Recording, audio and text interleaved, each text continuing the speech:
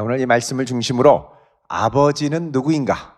아버지는 누구인가라는 제목으로 하나님 말씀 증거하겠습니다. 제가 이단 상담을 이렇게 하다 보면 공통점 중에 하나가 우리 이단에 빠진 지체들의 아버지와의 관계가 그렇게 좋지 않다는 것입니다. 특별히 아버지가 엄한 아버지, 무서운 아버지가 많이 있는 경우에 이단에 잘 빠지는 것을 제가 보았습니다. 이단에 빠지는 분들 쭉 얘기를 하다가 제가 불쑥 묻죠. 혹시 아버지가 많이 무서우세요? 엄하세요? 그러면 하나같이 그렇다고 대답을 합니다. 사실 이단에 빠지는 것도 이제 잘못된 교리로 빠지는 부분도 있지만 사실 우리가 살아가면서 갖는 이 원초적이고 기본적인 관계에 문제가 있을 때 이단에 빠지는 것도 알 수가 있죠. 여러분, 아버지는 잘하면 여러분 별 상관없이 떠나갈 수 있습니다.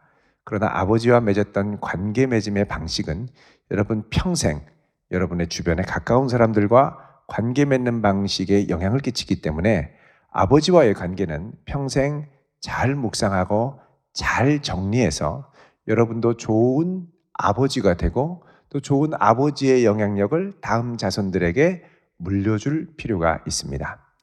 하나님이 창조하신 이 세상의 모든 피조물 중에 아버지에 대해 고민하는 유일한 존재가 사람입니다. 다른 피조물은 이 아버지에 대한 고민이 별로 없습니다. 하등생물부터 침팬지까지 그냥 후손을 남기는 원인 제공자에 불과합니다. 내가 아버지를 좋아하고 아버지를 존경하고 아버지를 흠모하고 아버지를 그리워하는 그런 특징들은 나타나지 않습니다. 여러분, 그 영화 보면 예전에 국제시장에 보면 이 주인공이 맨 끝에 아버지를 그리워하면서 하는 말이 있습니다. 아버지, 나 이만하면 잘 살았지. 이 말에 많은 영화를 봤던 분들이 눈물을 펑펑 쏟았죠. 나를 위해 헌신했던 그 아버지가 그립고 생각나고 얼마나 고생하셨을까가 생각이 나는 겁니다. 여러분, 하나님 아버지의 형상을 갖고 피조된 사람은 유일하게 생물학적인 본성을 넘어서 내 육신의 아버지에 대한 부성에 대한 기억과 향수를 가지고 있는 존재입니다. 하지만 오늘날 많은 경우 아버지는 결혼해서 아이 낳고 돈만 벌어주면 된다라는 생각으로 그치는 경우가 많습니다. 우리 청년의 때에 내가 먹고 살 고민도 많이 하지만 나는 과연 어떤 아버지가 될 것인가를 고민하는 청년들은 거의 없습니다. 내가 어떤 아버지를 만났고 그런 아버지를 만난 나는 아버지에 대해서 어떤 생각을 갖고 있고 그리고 나는 어떤 아버지가 될 것인가에 대한 고민이 우리의 평생을 살아가는데 근본적인 관계 맺음의 방식에 있어서 아주 중요하다는 것입니다. 여러분, 진정한 아버지로 살아야 할 사명, 참된 아버지됨을 전수해야 할 사명을 가진 우리가 이것을 전수하며 닮아가며 산다는 게 결코 쉽지가 않습니다. 우리나라 국민 중 가장 아버지 같은 느낌을 주는 배우 최불암 씨를 꼽습니다. 근데 얼마 전에 이 최불암 씨가 한 언론과 인터뷰를 하면서 자기 어린 시절에 아버지가 없었다라고 밝힌 적이 있습니다. 어린 시절에 아버지와 엄마가 자기를 남겨두고 중국으로 멀리 떠나버린 겁니다. 그러니까 아버지가 엄마랑 자기를 남겨두고 떠나버린 겁니다. 어머니는 어린 자기를 혼자 두고 일하러 가셨고 혹여나 잃어버릴까 싶어서 나갈 때 방에 혼자 두고 밖에서 문을 걸어 잠그고 나갔습니다. 친구들이 놀러와도 밖으로 나가지도 못하고 그래서 어릴 때부터 최불암 씨는 혼자 방 안에서 뭘 했냐? 아버지 놀이를 했다는 거예요. 아버지 놀이. 그러다가 최불암 씨가 초등학교에 들어갈 때 아버지가 나타나서 입학식에 와줬습니다. 그리고 아들이 그렇게 먹고 싶어 했던 과자도 사주고 그런데 최불암 씨가 아버지에게 이렇게 조금 익숙해질 무렵 아버지는 아버지의 나이 35살, 참 젊은 나이로 세상을 떠나게 됐습니다. 나중에 그는 고백합니다. 난 아버지를 잘 모릅니다. 평생 아버지라고 불러본 적도 다 합해봐야 2번밖에 되지 않습니다. 아니, 아버지가 없었는데 어떻게 그렇게 사람들의 마음을 올리는 아버지의 느낌을 만들어낼 수 있었을까요? 그는 이렇게 얘기를 합니다. 그것이 아마도 그리움 때문이 아닐까요? 아버지에 대한 그리움으로 아버지에 대한 이미지를 만들어서 연기를 할 수 있었습니다. 여러분, 영성가 중에 헨리 나우엔이라는 분이 있습니다. 그분이 쓴 여러 책이 있는데 그가 쓴 책 중에 상처 입은 치유자, 영어로 wounded healer라는 제목의 책이 있습니다. wound 그러면 상처죠. wounded healer, 상처 입은 치유자. 거기에 보면 이 세대를 분석하는 이 헨리 나우엔, 벌써 5, 60년 전에 분석을 했습니다만 그 분석이 여전히 아주 예리하게 우리 시대에 유효합니다. 우리 시대의 특징 중에 하나는 뭐냐? 아버지 상실 시대라는 것이죠. 영어로 하면 fatherless generation입니다. fatherless generation. 아버지가 없는 세대. 생물학적 아버지는 있지만 진정한 나의 아버지는 잃어버린 세대라는 것입니다. 산업정보화 시대가 되면서 아버지의 생활은 점점 바빠지고 있습니다.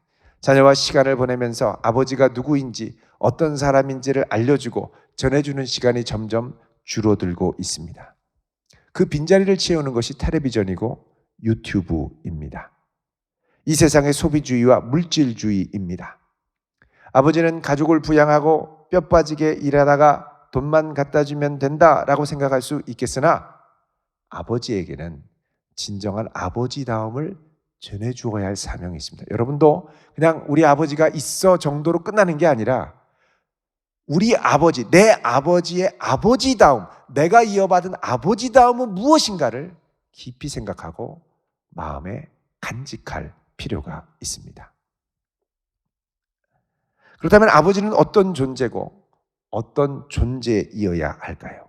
오늘 본문은 이것에 대한 아주 깊은 통찰을 전해주고 있습니다. 자, 오늘 말씀을 보면 이 야곱의 가족이 베델에서 단을 쌓고요.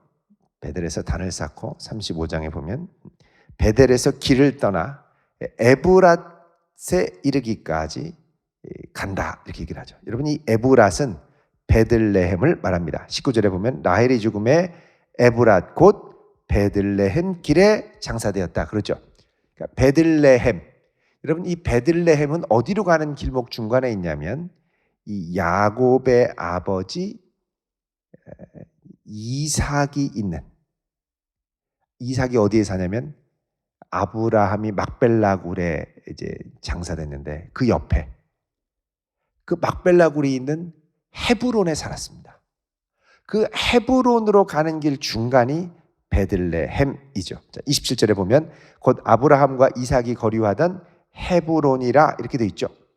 그러니까 헤브론으로 아버지를 향해 가고 있는 길에 중간에 이 아내가 드디어 그토록 기다렸던 또 하나의 아들을 낳았는데 이 아들을 낳는데 너무 난산인 겁니다.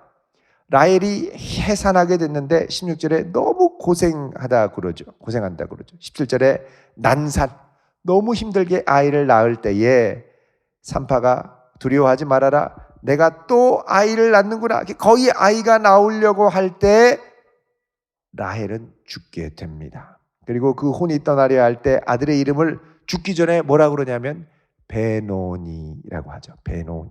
여러분 3절에 베노니 나눠주 3번에 보면 슬픔의 아들 이렇게 되어 있습니다. 마지막 죽어갈 때 그 아들의 이름을 베노니, 슬픔의 아들. 그런데 이 아버지인 야곱은 이 이름을 무엇으로 고쳐주냐면 베냐민. 18절에 그의 아버지는 그를 무엇으로? 베냐민으로 불렀더라. 베냐민은 뭡니까? 오른손의 아들.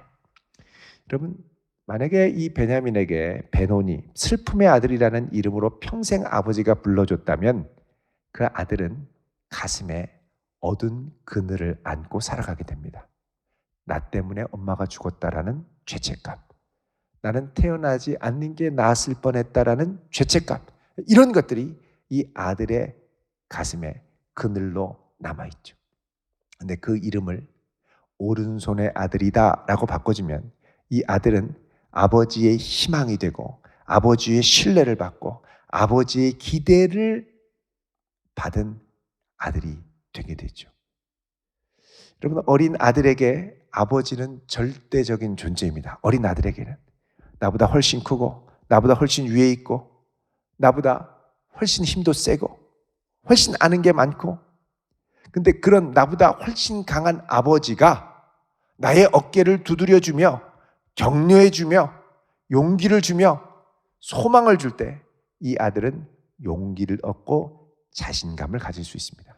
근데 어릴 때 그렇게 큰 아버지가 맨날 아들을 다그치고 맨날 아들을 왜 태어났냐고 쓸데없는 녀석 나가 죽어라 맨날 이런 말만 하면 그 아들의 자존감은 완전히 찌그러지게 됩니다.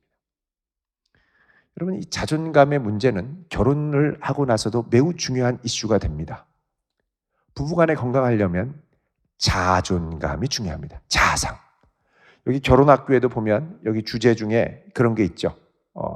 우리 결혼 예비학교 보면 네 번째가 자아상에 관한 겁니다. 건강한 자아상이 없으면 균형이 어그러지고 그러면 거기에 불화와 오해와 미움이 자리 잡게 됩니다. 아버지는 자녀의 자아상을 건강하게 만들어주는 존재여야 됩니다. 여러분, 예수님께서 세례를 받고 물가에서 올라오실 때 하늘이 갈라지며 성령이 비둘기같이 내리죠. 그때 하나님께서 하신 예수님을 향한 말씀이 무엇입니까? 이는 내 사랑하는 아들이요 내 기뻐하는 자라. 너희는 그의 말을 들을지어다. 그렇죠. 하늘아버지가 예수님을 전폭적으로 인정하고 신뢰해주는 사건입니다. 만약에 이 아버지가 아이고 육신까지 돼서 고생이 많네, 어떻게 하려고 그러냐, 난 모른다, 왜 내려갔니, 이러면 안 되는 거예요. 이런 아버지는 자녀를 신뢰해주는 아버지여야 합니다. 다른 한편 자녀는 아버지의 인정과 희망이 있을 때 새롭게 일어날 수 있는 존재입니다. 그래서 아버지가 자녀를 어떻게 인정하고 희망을 노래하느냐가 중요하죠. 여러분, 평생 자녀 앞에, 자녀가 어릴 때부터 자라서 성장할 때까지 그 자녀를 인정해주고 희망을 노래해주고 용기를 주는 존재들이 될 수 있기를 바랍니다. 그게 아버지의 사명입니다. 이게 이루어지지 못하면 나중에 자녀가 어느 정도 돈도 벌고 힘도 있을 때 아버지를 무시하고 경멸하게 됩니다. 아버지랑 가까이 하고 싶지 않아요. 왜? 아버지랑 가까이 있으면 내가 계속 작아지거든요. 계속 꾸지람만 받거든요. 그 아버지랑 가까이 하고 싶지 않은 거예요. 자녀는, 특별히 아들은 내가 어느 정도 힘이 있다고 생각하면 철없이 아버지와 경쟁하고 공격하고 들이받는 존재입니다. 덤벼드는 존재. 여러분, 르우벤 보십시오. 르우벤이 힘 좀 있다고 생각하니까 어떻게 합니까? 아버지의 인정을 받지 못하니까 장남임에도 불구하고 아버지가 맨날 요셉만 감싸고 다니니까 어떻게 해요? 아버지의 저 비라를 범하는 끔찍한 범죄를 저지르지 않습니까? 여러분, 이게 단순한 정욕으로 인한 범죄가 아니라 고도의 정치적 계산과 도전이 있는 행위입니다. 이런 비슷한 행위가 나중에 다윗의 아들 압살롬이 아버지를 들이받고 반역을 일으켰을 때 했던 행위였습니다. 압살롬이 다윗성을 들어가서 거기 남았던 아버지의 후궁을 어떡하죠? 대낮에 범했습니다. 이건 정치적인 거예요. 그 뭐냐? 내가 아버지 권위 위에 섰다라는 거죠. 여러분, 르우벤 상황을 생각해 보십시오. 르우벤은 계속 세겜에서의 학살 사건 이후로 밀렸죠. 장제로서 아무 주도권도 갖지 못했습니다. 이걸 어떻게든 회복하고 형제들에게 인정을 받으려고 뭘 했느냐? 아버지의 아내 서모 비라를 범하는 도전을 갖게 되죠. 여러분, 자녀에게 아버지의 인정이 결여되면 이 자녀는 아버지를 들이받고 또래 집단으로 갑니다. 또래와 어울려요. 그 대표적인 게 유다죠. 나중에 유다가 철들어서 아버지의 마음을 깨닫고 돌아오긴 합니다만, 유다도 자기가 요셉을 팔고 돌아왔는데 아버지가 이 유다를 하나도 인정해 주지 않고 늘 아버지가 슬퍼하고 울고 불고 그러니까 마음에 죄책감이 드니까 이런 아버지의 인정을 못 받을 바에야 나가자! 그리고 뛰쳐나갔습니다. 그래서 어디로 갔냐? 아둘람으로 간 거죠. 그러니까 자녀가 아버지의 인정을 받지 못하니까 다 겉도는 자녀들이 되는 거예요. 그러니까 아버지는 자녀를 인정해 줘야 됩니다. 여러분 나중에 결혼해서 자녀들을 낳겠죠. 자녀들을 인정해 줘야 됩니다. 여러분이 그동안 인정을 받았든 못 받았든 대부분 내가 아버지로부터 충분한 인정을 받지 못했다고 생각하면 내 자녀들도 잘 인정해 주지 않으려고 합니다. 근데 이제 여러분이 예수를 믿고 하나님 아버지의 사랑을 받았기 때문에 이제부터는 자녀를 무조건 인정해주고 긍정해주는 사람이 돼야 됩니다. 더 나아가서 내가 하늘 아버지의 사랑과 인정을 받은 사람이라면 내 주변의 관계, 가까운 지체들과의 관계에서도 그들을 인정해주고 긍정해줄 수 있어야 됩니다. 그래야 주변 사람들이 여러분에게 갑니다. 인정해주지 않아요. 좀 잘난 척하네. 저 뭐야? 아무것도 아닌 것이. 이러고 무시하고 다 이렇게 가면 항상 내 주변에는 아무도 없습니다. 아버지의 인정과 사랑이 있을 때 나도 그 인정과 사랑이 있을 수 있죠. 여러분 육신의 아버지에게서 이런 게 충분하지 않았던 분들이라면 하늘 아버지로부터 이제 날마다 그분께 나아가 그분의 사랑과 인정을 받을 수 있기를 축원드립니다. 너무너무 중요해요, 사실은. 자, 여러분 아버지 인정을 받지 않고 유다가 또래 집단으로 가죠. 그럼 어떻게 됩니까? 삶의 기준이 또래 집단, 경건하지 않은 또래 집단, 아둘람 사람들. 그러니까 결국 며느리도 범하고 아들들도 거기서 다 제대로 키우지 못하고 그렇게 됐죠. 여러분 또래 집단이 갖고 있는 문화적 특징이 있습니다. 그건 뭐냐? 수치심 문화입니다. 쉽게 말하면 쪽팔리지 않기 위해서 애들을 따라가는 거예요.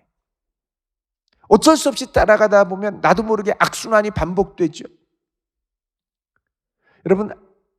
여러분이 나중에 커서 부모가 되면 아들을 어릴 때도 이뻐하고 기뻐하고 인정해 줘야 되지만 고등학생이 되고 대학생이 되고 장가를 가고 성년이 되고 심지어는 성년이 돼서 결혼을 하지 않은 상태에 있다 하더라도 항상 아들을 기뻐하고 인정해 줘야 됩니다. 이건 딸도 마찬가지입니다.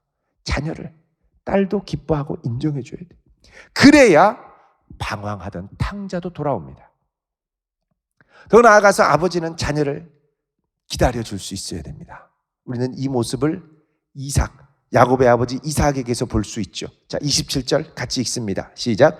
야곱이 기럇 아르바의 마므레로 가서 그의 아버지 이삭에게 이르렀으니 기럇 아르바는 곧 아브라함과 이삭이 거류하던 헤브론이라. 아멘. 자, 야곱이 도착한 헤브론, 여기에는 아버지 이삭이 살고 있었고 그 이전에는 할아버지 아브라함이 이 지역에 막벨라 굴을 샀었죠.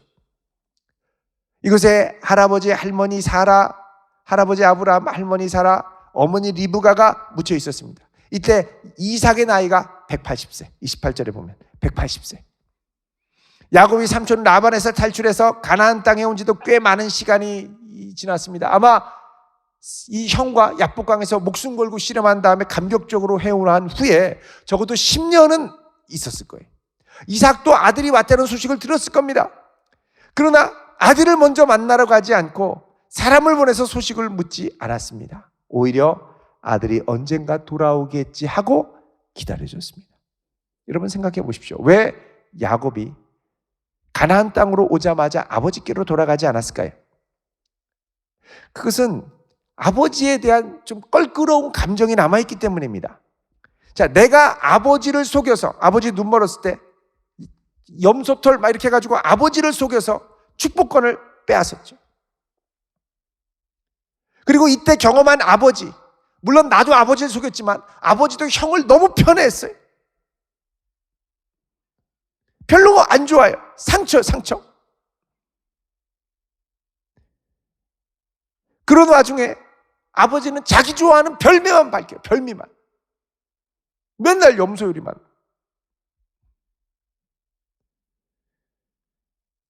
참고로 염소 요리는 저 월드컵 경기장 가는데 맛있는 데가 있다고 합니다.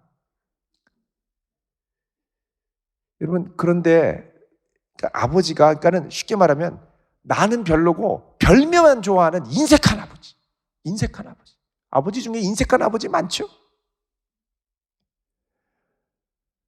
그런데 내가 돌아와서 아버지께 간다 그러니까 물론 아버지는 기뻐하겠지만 내가 자신이 없는 거예요. 아버지가 나를 기뻐해 줄 거고 내가 기쁘게 아버지께 받아들여질 거라는 자신이 없어요. 그러니까 아버지께 감히 오자마자 아버지 저 왔어요 라고 달려가지를 못하는 거예요. 어머니라도 살아계시면 어머니 얼굴이라도 뵐 겸해서 가는데 어머니는 돌아가시고 아버지 혼자 있으니까 아버지께 다가가기가 더 어렵습니다. 어머니라도 옆에 있으면 야 빨리 와라 아버지 기다리셔. 그리고 가서 어쩔 수 없이 가서 인사도 하고 어머니도 뵐 겸 아버지도 인사하죠. 근데 아버지 혼자 있으니까 아버지께 가기가 너무 어려운 거예요. 자녀와 돈독한 관계를 갖지 않을 때 어머니가 먼저 가거나 주변에 없으면 아버지는 아들에게 다가가기가 참 어렵고 아들도 아버지에게 다가가기가 참 어렵습니다. 여러분 아직 어머니 살아계실 때 아버지께 가까이 갈 수 있기를 바랍니다. 아직 아버지가 살아계실 때, 어머니가 살아계실 때 가까이 해야 됩니다. 나중에는 다 멀어져요. 다 멀어져. 여러분 그런데 어떻게 이렇게 야곱이 마지막 때에 아버지께로 돌아갈 수 있었을까요? 그것은 아마도 야곱에게 닥쳤던 일련의 고난 때문입니다. 상처 입은 치유자, 아까 얘기했죠. 자, 아버지처럼 어머니가 돌아가신 것처럼 나도 사랑하던 아내 라헬이 세상을 먼저 떠났습니다. 아들 루벤에 의해 들이받쳤습니다. 내가 아버지를 배신했던 것처럼 내 아들 루벤도 나를 들이받은 거예요. 상처 입은 아버지가 되고 나서야 그때가 됐어야 비로소 우리 아버지 이삭이 참 외로운 분이었고 아버지도 그 당시에 나름대로 최선을 다했겠구나라는 생각을 하게 됐습니다. 그래도 아버지를 생각해 보면 아버지가 그래도 나를 생각해서 이방 가나안 사람 중에 아내를 구하지 말고 친척 중에 어머니 친척 중에 가서 아내를 구하라고 부탁을 했고 그래도 내가 떠날 때 야곱 아버지가 축복을 해줬잖아요. 그러니까 이 아들 야곱은 120세 할아버지가 될 때쯤 돼서야 느지막이 아버지 마음을 깨닫기 시작합니다. 철이 늦게 듭니다. 여러분 이때 중요한 게 있습니다. 아들이 늙음하니 늦게 깨달을 때까지 아버지는 그 자리를 지키고 있어야 합니다. 내가 돌아갈 아버지 집이 있고 거기에 아버지가 꿋꿋하게 버티고 있어 줘야 이 아들은 언제든지 돌아갈 수 있는 거예요. 아니 철부지 자녀가 언제 돌아올 줄 알고요? 저 그냥 하고 싶은 대로 살래요? 딴 살림 차릴래요? 여러분 그러면 못 돌아갑니다. 여러분 철부지 자녀는 언제 돌아올지 모릅니다.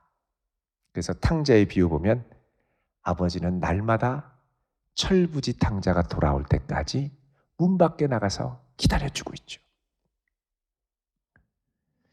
집 나간 탕자의 아버지는 날마다 소망 중에 아들을 기다려줬습니다. 그러다가 아들이 저 멀리 보이니까 신발을 벗어던지고 뛰어가서 맞이하지요. 여러분 아들이 120세 될 때까지 기다려줄 수 있겠습니까? 우리 하늘 아버지는 우리가 늙음악기 철들 때까지 기다려주시는 아버지입니다. 그래서 이삭은 끝까지 기다리다가 29절에 보면 이삭이 나이가 많고 늙어 기운이 다함에 죽어 돌아가니 그의 아들 에서와 야곱이 그를 장사했다 그럽니다. 이삭의 말년에 그의 아들들이 함께 있었습니다. 이삭은 마지막 숨을 거두기 전에 아들들과 화해하고 다시 아버지로 인정받고 평안히 숨을 거뒀습니다. 이제 이삭의 아버지 아브라함과 어머니 사라가 살고 또 사랑하는 아내 리브가가 천국으로 다 돌아갔죠. 천국에서 이삭은 하나님께 칭찬받을 겁니다. 사랑하는 아들아, 내가 저 세상에서 너의 아들들을 끝까지 기다려줬구나. 그리고 아들들에게 아버지로 인정받았구나. 내가 그런 너를 기뻐하노라.